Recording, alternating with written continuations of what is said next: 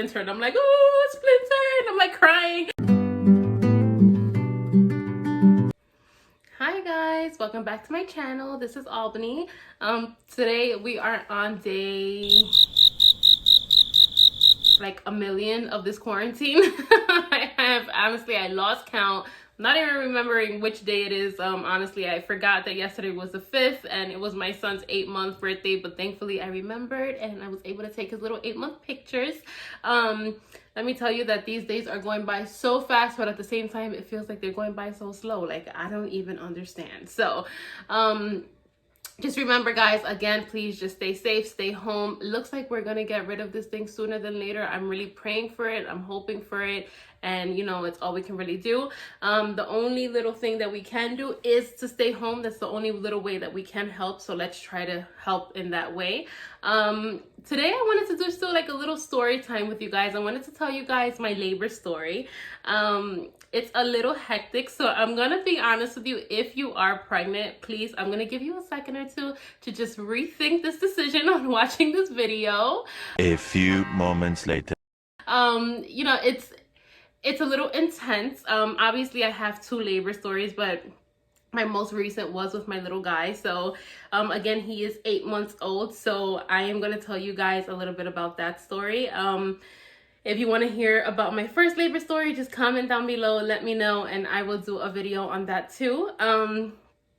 Let me tell you that the day of labor was just a little intense for me. So let's just a little background story. My mom actually, she wasn't able to be with me during this time around. She had a trip to Dominican Republic with her whole entire family, which I felt really guilty telling her not to go. So I told her, I was like, just listen, please go, which thankfully, you know, that was the last trip she was able to do with my grandmother. My grandmother did pass away a few months ago. So honestly, I'm very happy that she even did the trip. I was 2 weeks past my due date when I did give birth. So, you know, thankfully, I think that everything happened for a reason. I mean, she was going to cancel her trip. I made her go because I really wanted her to go. And then that was the last trip she really had with my grandmother, which I'm very happy about.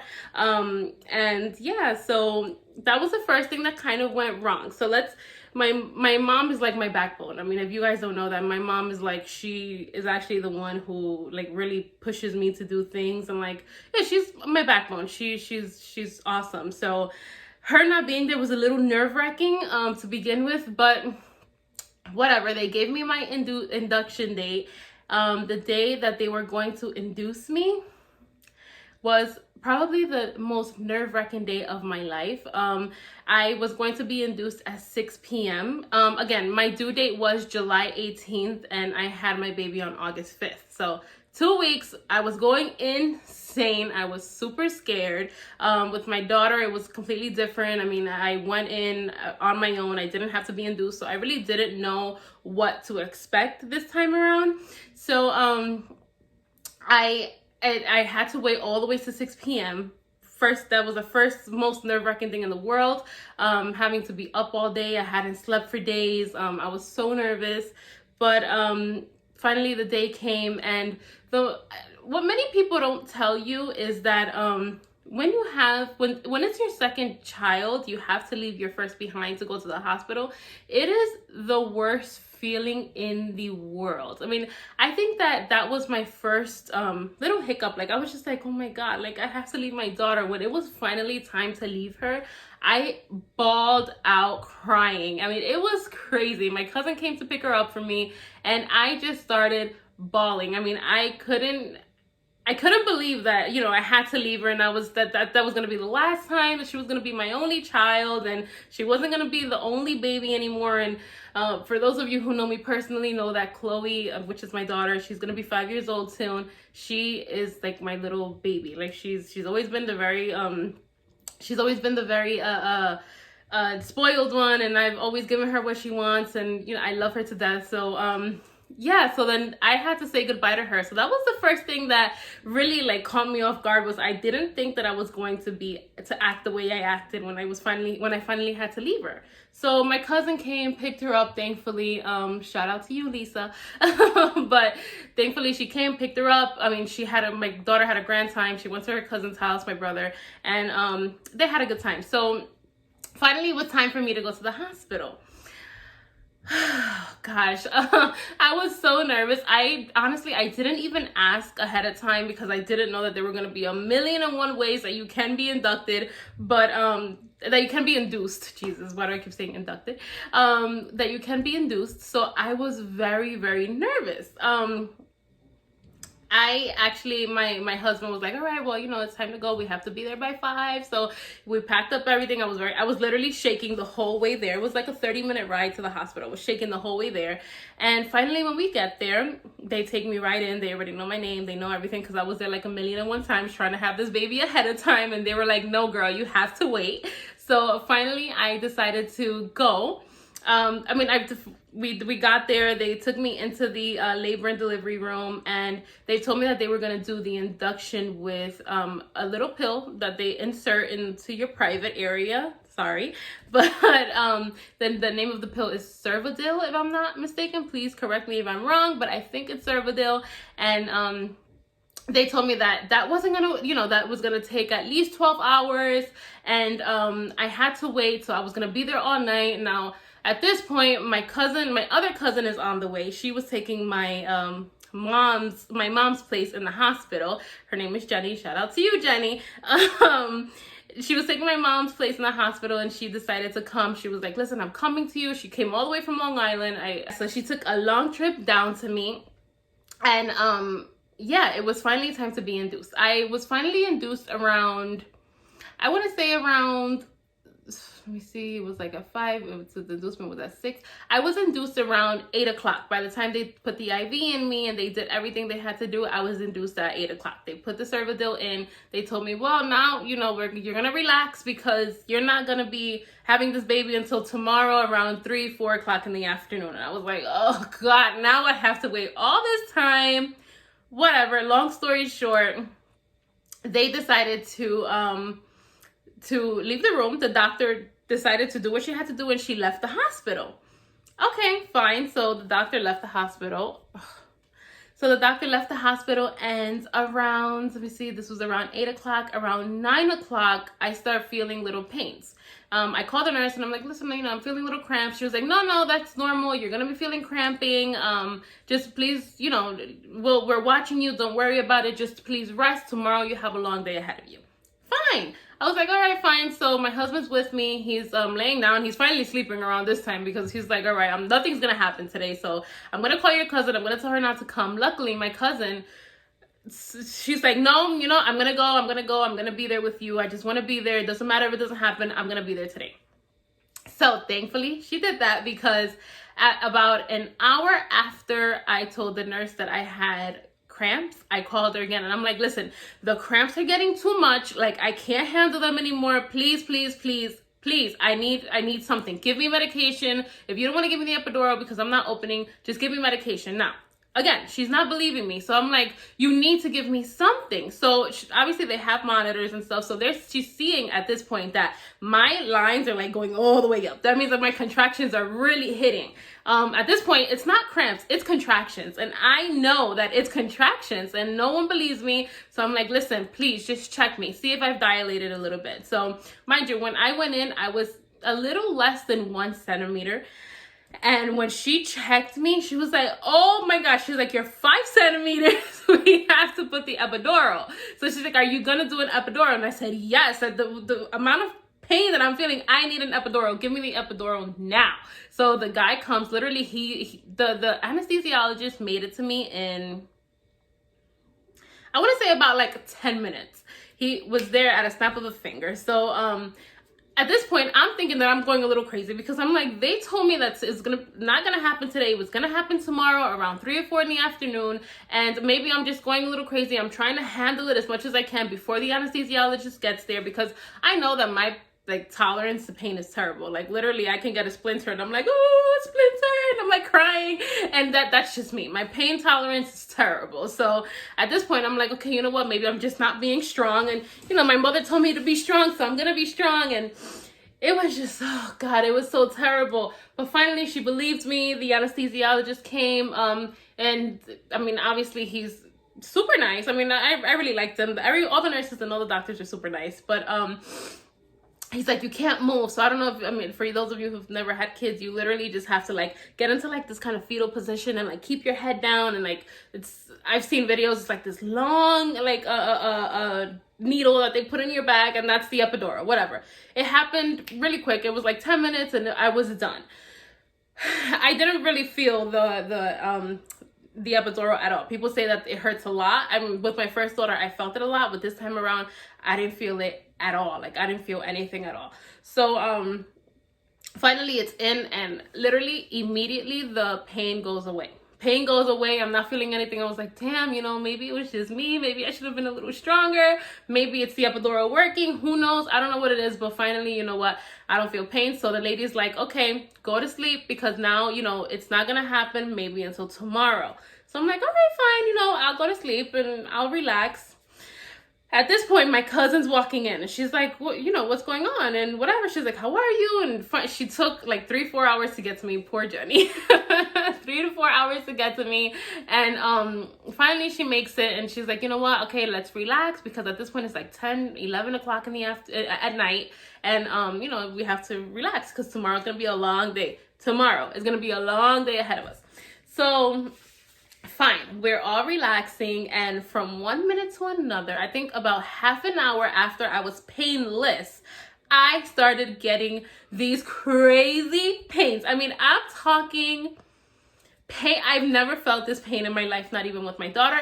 I don't know what the hell was going on, but I just couldn't. I couldn't talk. I couldn't breathe. They kept having to run in to give me oxygen because the baby's oxygen levels were going low. I kept like throwing the mask off. I didn't want anyone touching me. I kept screaming. It was insane.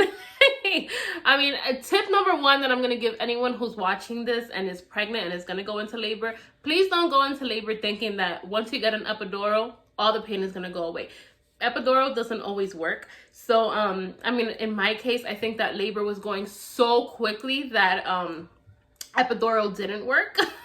It worked for like 5 minutes and then it stopped working. So the nurses rushed into me. They were like, what's going on? What's going on? One of the nurses put her fingers, TMI, sorry. She put her fingers in me and she was like, oh my God. She said 7 centimeters. Call the doctor. Mind you, my doctor left as soon as she put the Cervidil in me. So, I mean, this was a few hours later, and my doctor was like nowhere to be found. They kept calling her, and there was another doctor who was there, and I mean, I wasn't a big fan of him because he kept walking in and he was just like super mean towards the whole situation. I mean, I guess he just really didn't want to handle it. He wanted my personal doctor, to handle it. So the anesthesiologist comes back in. I guess one of the nurses calls him. He comes back in and he starts doing like this little test. He starts like swabbing my toes. Do you feel that? He starts doing it to my hands. Do you feel that? My back, you feel that? And I wasn't feeling anything, but I was feeling pain. And the worst words that I could have ever imagined came out of his mouth. He said, well, you know what? The pain that she's feeling, I cannot do anything about. She's just going to have to handle it. And we're going to have to get through this without any other pain medication. When he said that, I wanted to die. I was like, what do you mean? I'm feeling too much pain. Please. I remember I'm telling you, I remember like if it was yesterday. I remember the pain, and it's crazy because they say you're not supposed to remember the pain, but I remember the pain like if it was yesterday. And I told him, and I'm like, listen, you have to give me something. He's like, there's nothing I can give you at this point. You have to do this on your own without you have your epidural in. It's gonna help you a little bit, but that's it. There's nothing I can do.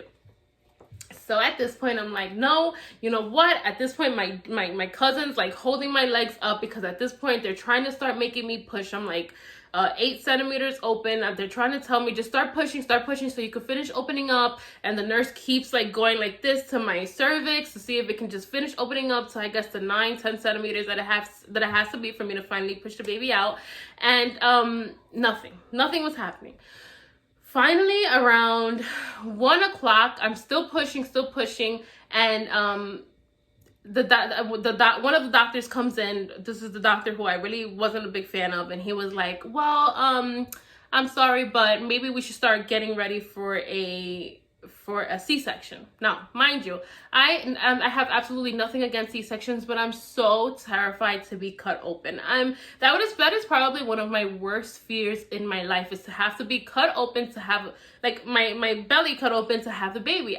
So I started screaming. I heard that from like, I don't know, from far. I just heard the word C-section. My cousin's on this side and my husband's on this side, and I'm like, stop, everybody, stop what you're doing. I don't want a C-section. And I just start crying, and I forgot all about the pain. I don't want a C-section. I just kept yelling. I don't want a C-section. Please, I don't want a C-section. So at this point, my cousin's like, what? Calm down. Like, you're not going to have a C-section. It was chaos in that labor room. Everyone else who was on that floor must have hated me by the time we were done, because I was screaming and crying so much. It was just insane. So, finally, the doctor, I guess, hears me. He walks out of the room. He doesn't acknowledge me anymore. He doesn't, like, at this point, I have like 10 nurses in my room. They, again, keep trying to put oxygen, because I guess the baby's losing oxygen. I keep losing oxygen. And I just didn't know how to breathe through my contractions. So, again, if you are pregnant, this is tip number 2. First one was, do not go into labor thinking you're not going to feel pain, because you might feel a lot of pain. And number 2 is to not, and number 2 is to Lamaze classes, or take those classes where they teach you how to breathe during your contractions. That's tip number 2. Learn how to breathe through contraction, through pain. Try to handle those pains and try to breathe, because if you can't breathe, your baby can't breathe. I wasn't thinking. So anyway, finally they get in touch with my doctor, and my doctor is on her way, thankfully. So that made me feel a little bit better. Again, the nurses are still swabbing to try to see if I can finish opening up, because at this point I've been pushing for an hour. I'm exhausted. My hair is literally like, this is my hair, guys. My hair is always straight. Like, this is just it. My hair was like this. My hair was, it looked a mess. And my husband was like, everyone was just exhausted at this point. It's been an hour of screaming, of crying, of people trying to calm me down, of them trying to put oxygen on me, of me throwing it away, of my husband and my cousin holding my leg up. Now, mind you, my legs were huge, because at this point I was 2 weeks overdue. My legs are huge. Like, they're literally so swollen. So finally, my doctor gets there, and my doctor was like, you know what? If she doesn't want a C-section, let's just do an episiotomy. If you don't know what an episiotomy is, it's when they cut your vag open to be able to take out the baby. Once my doctor gets there, she gets all suited up, and finally, she cuts me open, baby comes out, and I am so happy. She's like, do you want the baby on top of you? Yes, please. Finally, the baby's on top of me. She's like, she's doing her thing, and then I have my baby on top of me. Now, my baby, he is on top of me, but he's not like doing anything. He's not saying anything. Like, he's not making any noises or anything. So the nurses took him. I thought nothing of it. And finally, I'm there. The doctor's doing her thing, and then my husband's on my right side, and I'm just like talking. I'm in la la land at this point. I think I have so much medication in me. I have so much everything in me. I'm exhausted. I'm talking nonsense, and I'm like, you know what? Thank God. I'm talking to my doctor, and I'm like, listen, thank you so much. I feel so much better. Pain stops immediately. I mean, you feel like a little bit of contractions, but not that much. Like, the pain really does stop immediately. So I look over to my right, and I'm like, oh, thank you so much. And finally, I look over to my right, and I see that my husband is bawling. And I'm like, what is wrong with this guy? Like, at this point, I thought you would have been calm, like happy and with the baby. But instead, he's still holding my hand, and he's crying. And I'm like, okay. I'm like, what's wrong? You're happy? And he's just like shaking his head no. And he's looking down, and he's bawling, crying. And I'm like, okay. So then I'm like, let me talk to my cousin then. So I'm like, oh, Jenny. And then I look to my left. Jenny, I see my cousin in the corner over there. Her nails are all chewed off by this point, and I'm like, what the hell is going on? Like, what is wrong with these people? They're not happy for me. So then when I'm like, wait a second, I don't hear my baby crying. So then finally, after I looked at my cousin, I looked at my husband, and then I decided to look back. And when I looked I told myself that I wasn't gonna get all emotional. Ugh. Okay. Finally, I look back and I see that my son is like purple.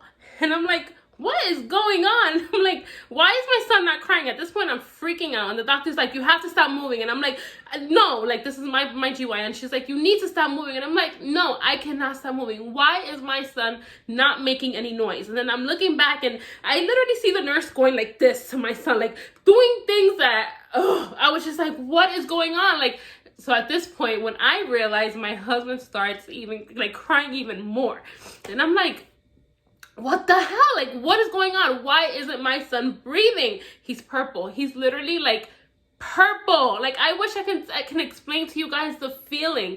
And then at this point, my nurse is like literally white. Like, and she's Indian. I mean, she's tan, but at this point, she's so pale that she looks white. And I'm like, why is my son not breathing? And she's like, you need to calm down. You need to calm down. I need to finish doing what I'm doing here. So she's still doing her thing, but at the same time, she's doing her thing, but she's looking at my baby too. And the nurse is still shaking him and shaking him and shaking him. And all the nurses are like suctioning him out. And it was just the worst feeling of my life. Like, I don't think I can ever explain to you guys how hard that feeling was. Just not that those few minutes, I think it was like a good 5-6 minutes where my baby did not respond. And that doctor, God bless her heart, I don't know who she was, I never saw her after that again, but I looked at her and she just, like, she was not gonna stop until my baby did not start breathing. And finally, after like about 5-6 minutes, I look at my cousin. I'm at this point, I'm crying, and I look at